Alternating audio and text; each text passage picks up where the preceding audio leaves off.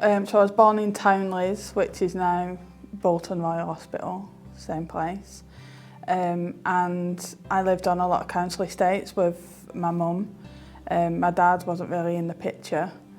And there was me and my other siblings, and we lived around Johnson Fold.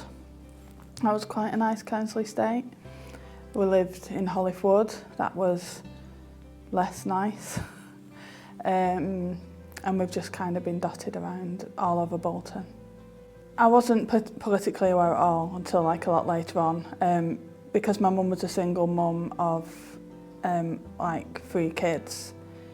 She didn't have time for that, so there was no awareness of the fact that how much money we got to live on was down to politics, that there was nothing like that. We would just, you know, week to week do stuff. There was sort of an awareness, like looking back now as an adult, when we used to go to like what the equivalent of the job centre was, how people used to talk to my mum, how people used to refer to us and talk about us and to us, things like that. And I remember when we lived in Johnson Fold as well, there were a lot of single mums that would get together, so like bonfire nights and things like that. And there would be swapping and sharing of school shoes that such and such didn't need anymore and things like that. So there was like community amongst the women, and there was knowing there was the whole thing about being a dole dosser. We were aware that we were poor, and we were aware that we should be ashamed of that somehow. But we never thought particularly of political things. We didn't feel like that had anything to do with us. I first started being aware of political things, or even being aware that my voice mattered and could have any impact in the world when I was about 14. I'd left home because there was abuse in the home, and I was homeless. I was living outside BHS, well it was BHS then, in Bolton. And I picked that because it had like CCTV, so it was more safe. And then I got a worker from what is called Backup now, but then was Bolton Young Person's Housing Scheme. And I had a support worker called Bex, and she was brilliant. And she was the first person that started introducing me to even the idea that what I had to say mattered at all. So, and introducing me to the idea of why things are the way they are, why I felt the way I did about myself, and how, obviously because there was abuse at home, there was like grooming elements of making me feel like I didn't matter, but how all the other stuff before then, like making us feel like we didn't matter because we were poor, because we were dole-dossing kids, because why didn't your mum not have you if she couldn't afford you, all of that rhetoric of making you feel worthless, how that was reinforced by what my perpetrator then said to me. And that all came from her, and she also encouraged me to go back into education as well. And I guess another figure that was important in that regard, so first I lived through Bolton Young Persons or Backup. I lived with a couple of families. The first family, they weren't great, but the second family, Ken and Sil, who were from Canada, and Sil was a feminist, and Ken wore shirts that, even if you're on holiday, were just too much. But they were really lovely, and having conversations with them, because it's a really weird feeling to be taken to some people's house that you don't even know, and then to just be left there. And Bex took me there, introduced me to them, and then just left, and I was like, okay. But they were really good, and they were really aware, and they talked about the differences between here and Canada, where they were from. And they kind of introduced me to how people with disabilities are affected by things, because their daughter Danielle was disabled, and how they were concerned for her future because of politically how we are in this country, as in if you're disabled, you're not contributing to capitalism, therefore you don't deserve any sort of care. So I was like privy to those conversations, so I would say that Ken and Sil made me think and even consider that there even is a connection between what the politicians are doing and what is happening in your real life. So yeah, Ken and Sil definitely impacted, and I'm still friends with, we kind of call ourselves like the broken kids. I know that sounds really depressing, but some of the other kids from back up then, because we all had this thing, so everyone says to you, oh, your mum and dad love you no matter what, and obviously that wasn't the case for us. So we always had like this unspoken understanding, and so I'm still like really good friends with all of them now. Yeah, I went to Bury College. It was all right. It was a bit boring because I've got a heart condition, so I found out all the things that I wanted to do I then couldn't do, so that was great. So I wasn't very motivated. But then there was, at college and then later on at university, there was the idea of critically analysing something. So going from when you read the newspaper or what you see on TV is what it says it is, to then going to, well, who's giving you that message? Why are they giving you that message? How does it benefit them? How does it affect you? That was the first time I questioned the things around me. In 2013, my annoying, loud little sister Sasha, she was really violently murdered. And when we were in like the trial after that in Preston Crown Court, it was like 2 weeks of going through every detail. It was really not great, but the man that had killed her, when he got in the dock, he referred to her as it and that instead of she or her or anything. And what kind of struck me in my mind when that happened was, what is that he's just done? Because I've got male friends that are lovely guys, and I've seen them do that. When we're outside the pub and it's a sunny day, they will say things about women like, check that out, I'd smash that. Look at them. And I thought, what is that these guys that I know that are really lovely have in common with that guy that has done that to my sister? And it was wanting to know what that was and how that translated into this guy seeing my sister as an object he could do whatever he wanted with and dispose of when he'd finished. And that's when I started learning about feminism and about sexual objectification, and about, to be honest, how much men like hate us, some of them. First thing I did was get in touch with a woman called Laura Bates. She ran the Everyday Sexism Project, and she was like, this group is full of feminists from the 60s and to now. Read what they're saying, follow the links that they post, read the books they suggest, get involved.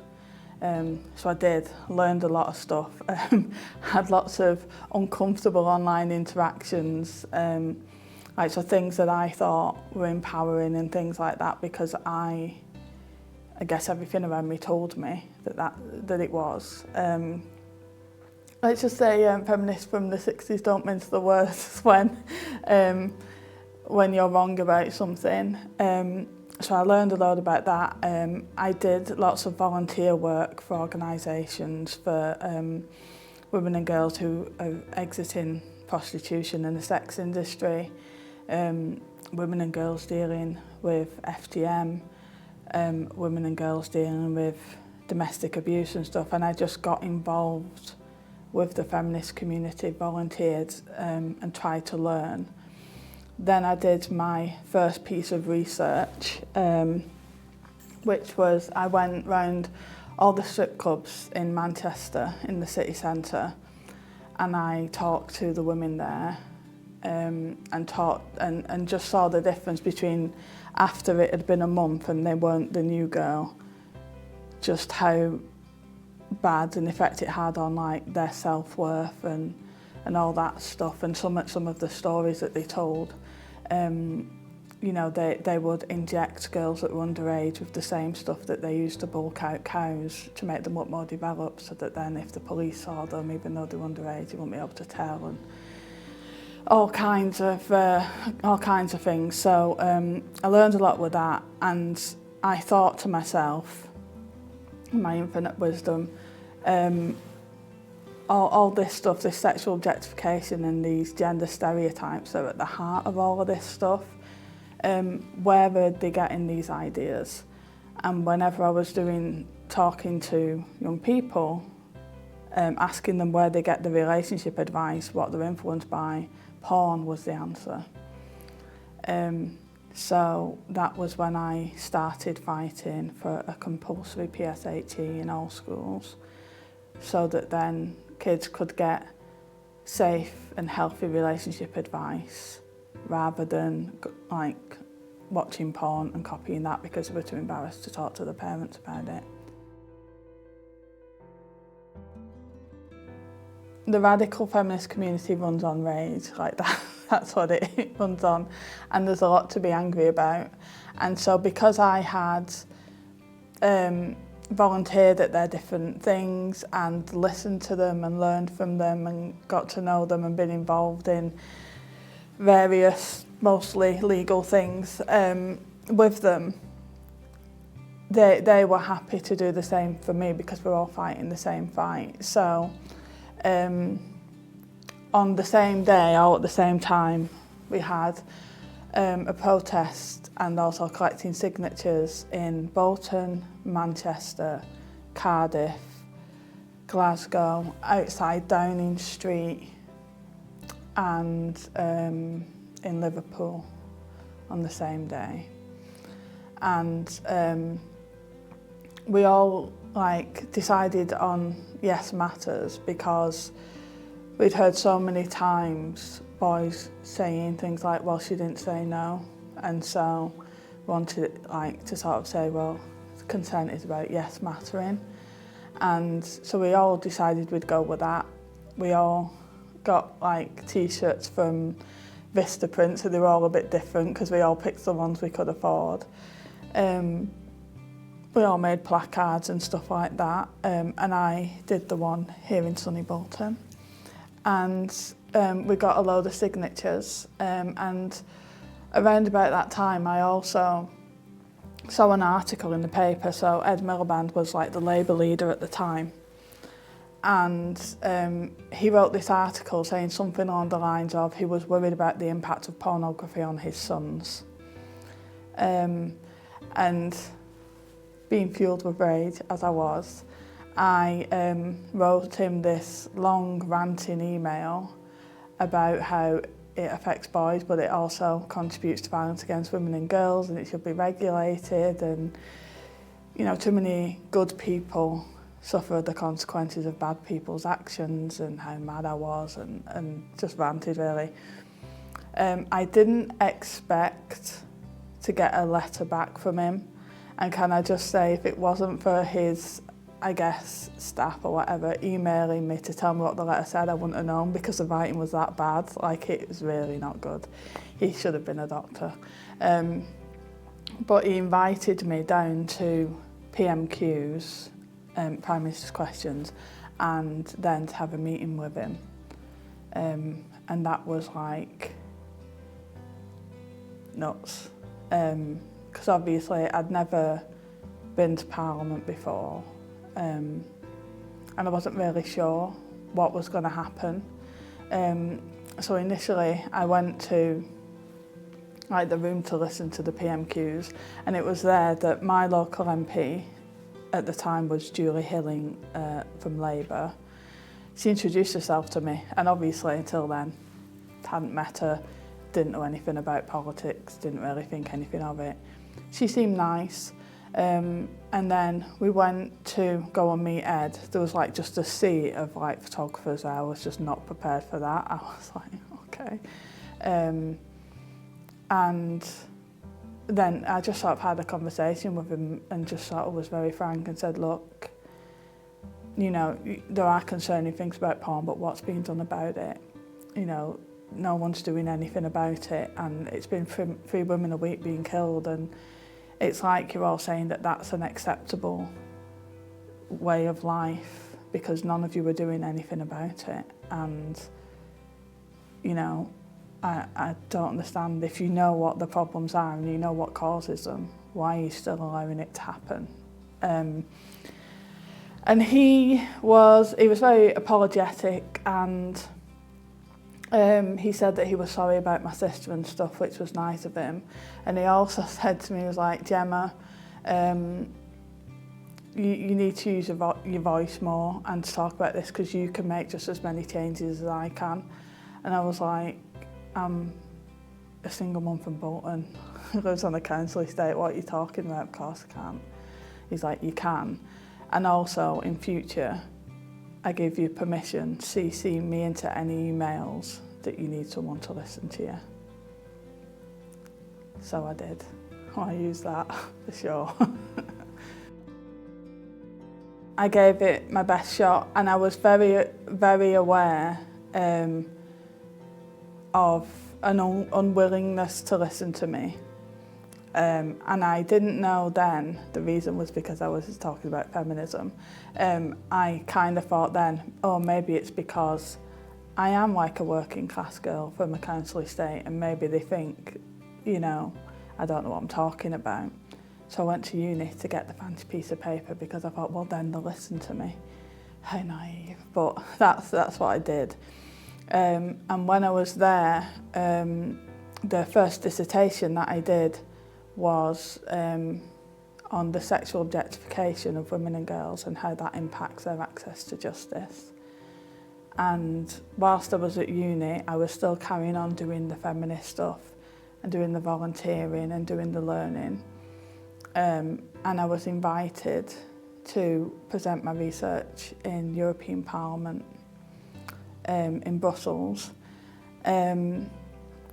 When I was invited as well, there was like, are there any other women in your community that would like to come?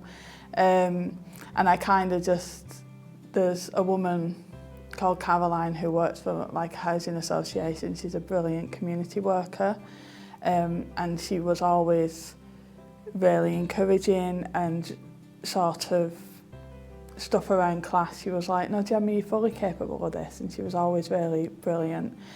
So I just sort of said to her, Caroline, do you know any women that want to come? Because I don't really know who would be best to ask. And so Caroline invited Carol from Endeavour and Moira from Backup and a few other people. But I don't think they knew that, because when we got to the building in Brussels, they were a bit confused why there was a place and with my name and stuff like on it. They were a bit like, why, what? But I went there and I spoke about, you know, violence against women and girls, answered some of the questions, and it was quite strange because I couldn't understand all of the other women that were there too, but there was these booths around the room. There was like 12, and they all had interpreters in each booth, and so you just had to press which language you wanted. It was all it was quite weird and obscure. So we had like a session about that, and then the day after I then went to a panel, and it had different people from different countries on it that were supposedly doing something about male violence against women and girls in their countries. And I presented my research and presented how, because of gender stereotypes, this idea that women and girls are decorations, they're decorative objects, is why we have low rape convictions and stuff, because objects, you can throw them away, they're replaceable, they don't matter. So if we dehumanise women and girls, then when it comes to violence against them, we prioritise the subject, the man, over the object, because it's him that matters more because he's a human, and so the consequences for him are more important. So that's why women and girls don't get justice in our justice system.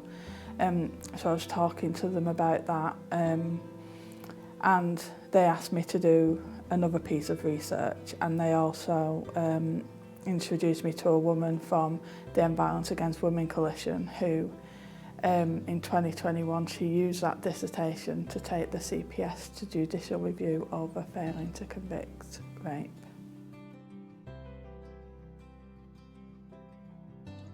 From Yes Matters, we were successful in getting the compulsory PSHE curriculum. And so from 2016 I started being part of the government roundtables, writing it and writing what should be included in it. So I was in charge of making sure consent, pornography and the harm of gender stereotypes was in there. And so I was doing that for Yes Matters, and we were also doing other things. So because it was children and young people telling us that porn was where they were going, not to get all Whitney Houston, but I was thinking like children are the future of solving these problems. So we were listening to them about what their problems were, what their issues were. And so we were starting to think about like youth programs and stuff like that that we could maybe create to get those messages to them. But to do that, we needed money because I was doing all this on a voluntary basis, and obviously like, I'm a single mum, but my son has additional needs, so I was a carer, so I couldn't get a full-time job and volunteer and pay for all the things because my son's needs were very severe at that time. So I just did it as and when I could. And some of the things I did for fundraising were unusual, you might say. So I did a lot of fancy dress stuff because if you dress like a dickhead, people are going to ask you, what are you doing? And that's a really good way to engage. So we did a few things. The first one was for International Men's Day. We dressed as Jedis, and when men walked past us in the street, we showed them that we had a lightsaber and threw a lightsaber to them and just started fighting with them. And I'm telling you, not a single man could resist getting into a lightsaber fight, not a single one. And then after that, I'd give them a leaflet about gender stereotypes affecting male mental health and their high suicide rates and that stuff. And then during the 16 days of activism, it then became a thing in Yes Matters to do the same, because then people would ask you why you were dressed like that, and you could start talking to them about really serious things that they didn't really want to talk about. So my wardrobe has included, but not limited to, a beef burger, a handmaid from The Handmaid's Tale. When I did that one, two old women on the bus that said, "Have you seen what Muslims are wearing these days?" It's just so funny. I went to uni dressed as a Dalek from Doctor Who. My conformity and deviance lecturer found it difficult to listen to any of my contributions whilst I was dressed as that. I went to go and meet Andy Burnham whilst dressed as a bottle of beer that says, when he drinks this, it's not his responsibility. When I drink this, it's all my responsibility. I've dressed as princesses, Ghostbusters, dinosaurs, all kinds of crazy things. And Mrs. Banks from Mary Poppins, because she was a suffragette, so obs. So yeah, I've been dressed as lots of silly things, but you know, people will ask you what you dress like that for, and then you'll say to them, well, today I'm raising awareness of child sexual abuse, or today I'm raising awareness of FGM. So they'll get into a conversation with you once they've asked you, going, what on earth are you doing? Why are you on the bus dressed like a Ghostbuster? Explain that to me. The first course that I did at uni was a youth work course, and the reason I picked that was because when I was researching the stuff that happened in Rotherham with the child sexual exploitation stuff there, obviously being a survivor myself as well, I wanted to find out what was the most effective way. When I looked at like jobs tackling it, they were all social workers, but when I looked at what happened in Rotherham, it was the youth workers. The youth workers that had the biggest impacts. They were the ones that pushed it forward to try and get the social workers and the police to take it seriously. It was them that the girls trusted the most and supported in their recovery. It was the youth workers. So I wanted to be as effective as I could. So I went for the youth worker course. And I later then went on to community and social policy course. That had a lot of stuff again about different political ideologies and stuff like that, and housing and the history of a lot of stuff, and how much of my identity was actually tied in with being working class, and how much of even my experiences were, because you can exploit those that have the least and that feel like they're worth the least easier than you can exploit someone who knows what rights they have, can get the help they need. So I learned a lot about that stuff, and that was actually a really good course. So I did that, and I created programmes from listening to the young people that we were doing work with, because we realised that kids who were suffering sexual abuse and exploitation, there was no victim rehabilitation. You would see the state spending loads of money on perpetrator rehabilitation and all that stuff, but there was nothing for the victims. And then I started reading the correlation between kids who were abused here and the women in the sex industry here, or the men that were carrying knives here, and the women that would end up in domestic abuse relationships here. There was all, if they were helped here, then that other shit wouldn't be happening. So that's what I decided I'd do, and I noticed from being in the feminist community, there's loads of stuff like that in London, but there's nothing, there's nothing here in the sunny north. So I decided that I thought that kids who are abused in the north deserve help just as much as those in London. I went to, various let's say various local authority services that perhaps that might have fallen under their remit. They weren't enthusiastic about me, anything I had to say, or even really acknowledge that there was a problem. So as I've done a lot in my life, I just did it my fucking self. So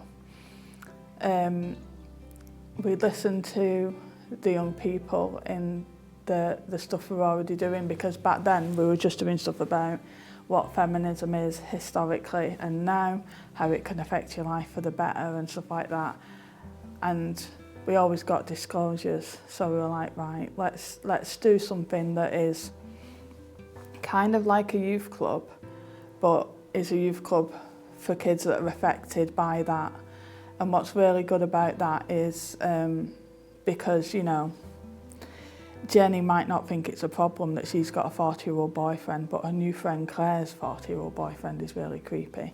So it's really good to reflect their situations back at them, and it also stops the isolation stuff. So something that perpetrators will do, you know, gaslighting, making them feel they're being oversensitive, but if they've got other friends that are in exactly the same situation, they can kind of measure themselves off other people in that situation, and stop that isolation. So there was that aspect to it, but we would also do things like unpicking gender stereotypes, but also if you teach a victim what perpetrator tactics are, what they're trying to do, how they work, the effect they normally have and why they're being done, then those tactics stop working. So we were teaching them those things, and then they would stop working and they would start seeing the patterns of behaviour in their perpetrators. And then from then we'd start talking to them about a safe exit strategy to get away from that person, to identify someone they could trust to help them with that, and all that stuff. And then obviously when COVID came along, we did that stuff online instead, because a lot of people talked about domestic abuse victims being trapped with their perpetrators. Well, because the majority of perpetrators of child sexual abuse are family members and family friends, so were these kids. So we created the online services then for them. So all the stuff that I've done with Yes Matters and Philia and the End Violence Against Women Coalition and the GMCA Vogue panel, and the stuff that I'm doing, I've all done like completely as a volunteer. The reasons for that have been kind of a mix of things. I think again there's that element of that working class idea that you're worthless, you're incapable, and all that stuff is definitely a stone that I've carried with me. But also being a carer for my son as well has meant, I get seen as unreliable and that I have caring responsibilities. But then after COVID, there was a lot more remote working stuff, which is why I was able to get the job that I have now, which is for Women's Aid, the National Women's Aid, and I'm in charge of working with the Home Office and creating a programme for 35,000 schools to teach children and young people what a healthy relationship is, what an unhealthy one is, where they can get help if they need it, and of course gender stereotypes and what consent is and things like that, but also training the teachers on how to deal with disclosure in a trauma-informed way, and about the realities of things like post-separation abuse and how to make sure that they can keep their learners safe if they're in that situation. So that's what I'm doing right now. I'm also currently working via Yes Matters, working on doing some research with an organisation in America on the impacts of pornography, because the link between sexual objectification and violence against women and girls is still really important, and also because kids are watching increasingly violent porn. The average age is now 7 years old that kids are seeing it, and I've done a lot of work with kids, and I can tell when kids are asking questions to be little shits and when kids are asking questions that are genuine. And there were some boys that genuinely could not understand that if porn says that you can hit your girlfriend and she likes it, what is the problem with domestic violence? Because if she likes it, why is it a big deal? A lot of boys copying things like strangulation and things like that too. So yeah, porn is like the new target. So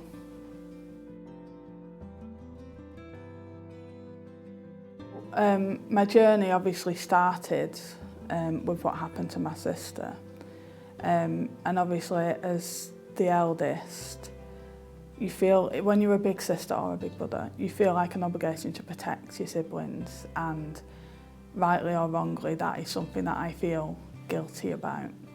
And all of my work, I suppose, has been trying to save other girls, trying to save other people's sisters. And now she's been gone 10 years. And if she was here, she'd have loads of kids and she'd still be annoying, I've got no doubt. But she's not. And I'm looking at the moment with my family on a campaign, so the perpetrator that killed her, he didn't get full life. He got a certain sentence, like 30 odd years. But when we looked at other cases where the victims, the girls weren't working class girls, they got life and that was it. And we think that it should be the same for the guy that killed Sasha. He's called David Minto, and because there is no proper rehabilitation of this stuff, I think he would come out and he would do the same to another girl. And so at the moment we're campaigning to try and keep him inside, and trying to campaign. So at the moment the rule says that 28 days after the murder trial, you need to have got a legal team together and start proceedings if you want to appeal to make the sentence longer. And I have to say, even now, the only time I think about what happened in that trial is on her anniversary, and it's very, very difficult. So to 28 days after hearing in great detail with like UV pictures and all sorts of things of your loved one in their worst moment, to then have the mental health and the money after paying for an unexpected funeral 28 days after, it's not happening. Again, it might happen if you're not a working class family. And I think Sasha's life and what happened to her, I've learned over the years from like Bex and Ken and Sil and all the brilliant women that I know now, our lives matter just as much, and so did hers. So that's what I'm fighting for now. Why am I me? I'm not, that's quite a hard question, I'm not really sure. I guess I'm me because the narrative, ever since I got here, has been over and over again, you're worthless, you don't matter. So my dad not being around because I'm worthless and I don't matter. Getting second-hand uniform and picked on at school for being a dole dosser because I'm worthless and I don't matter. Getting spoken to like shit and seeing my mum being embarrassed and spoken to like shit by people from the DWP because I'm worthless and I don't matter. And surrounded by magazine covers and, you know, loads of shit going, you're not thin enough, you're not pretty enough, your hair isn't this enough, you don't look like this enough because you're worthless and you don't matter. You have to copy what porn tells you you're supposed to do because you're worthless and you don't matter. And it's just over and over and over again. Don't go to the police because of what happened to you because no one will listen to you because you don't matter. It's just that same message over and over and over and over. And I believed it, like really, really believed it. I would go to people I didn't even like. I would accept like what I now know is abusive behaviour because I didn't think that I mattered enough or was worthy of not having it happen. I've accepted so much shit because I really believe that reinforced narrative. And what is weird is when it happened to my sister and when I see it happening to other girls, there's something different in that, no, I'm not having them believing that because I know that's not true and I know where it comes from. So I'm not very good at fighting for myself. Because I do, unfortunately, still believe, even now, that I don't really matter and I'm not worth anything. But I'll be damned if I'm gonna let another generation of girls think that. And I'll, you know, stand in the street and stand in between you and whatever's trying to hurt you. I'll fight for any girl and woman, even if I don't like them much. I think like the next part of my life is trying to figure out how to do that for myself as well.